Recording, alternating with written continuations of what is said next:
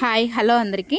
ఇంట్లో ప్రశాంతత లేకపోవడం, సమస్యలు అనేవి ఒకదాని తర్వాత ఒకటి రావడం జరుగుతూ ఉంటే ఇంట్లో నెగిటివ్ ఎనర్జీ ఉందని అర్థం. నెగిటివ్ ఎనర్జీ తొలగిపోయి పాజిటివ్ వైబ్స్ రావాలంటే నేనైతే ఈ వీడియోలో ఒక చిన్న రెమెడీని షేర్ చేస్తాను. ముందుగా ఒక గాజు గ్లాసుని తీసుకొని దాంట్లో పై వరకు నీటిని పోసుకోవాలి. అందులో కొద్దిగా కల్లుప్పును వేసుకోవాలి. తర్వాత ఒక నిమ్మకాయను 2 సమాన భాగాలుగా చేసుకొని ఒక ముక్కను నీళ్ళలో వేయాలి. తర్వాత ఒక 3 దాల్చిన చెక్క ముక్కలు, 3 పువ్వున్న లవంగం మొగ్గలను వేసుకోవాలి. తర్వాత రెండవ నిమ్మ ముక్క ఉంది కదా, దాని రసం పిండి ఇంకొక చిన్న టూత్పిక్తో చిన్న రంధ్రం చేసి ఒక వత్తిని పెట్టుకోవాలన్నమాట.